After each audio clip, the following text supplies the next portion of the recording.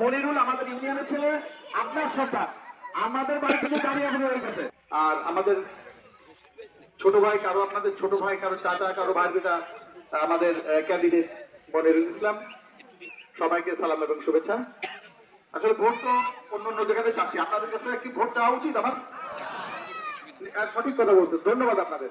কারণ আমাদের বাড়ি কোথায়? বাঁশগ্রামে। বাঁশগ্রামের লোকজন কালকে একটা মিটিং এ বলতেছিলাম, বাঁশগ্রামের লোকজন একটু গাড়ি হয় যেদিকে, এটা কিন্তু সত্য কথা, যেদিকে ঘাড় বাঁধা সে জায়গাতে আমি কোনো পাম দেওয়া কথা করছি না। কারণ আমার বাড়িতে ইউনিয়নে, আমাদের ইউনিয়নের পাশে আওয়ামী লীগ, বিএনপি এবং জামাত করে কিছু লিখা নাই। আমাদের সন্তান হিসেবে আপনারা যদি অন্য কোনো দল করে থাকেন, আলাল, আমার ছোট ভাই এইমাত্র কথা বললো, শিবার ভাই কথা বললো,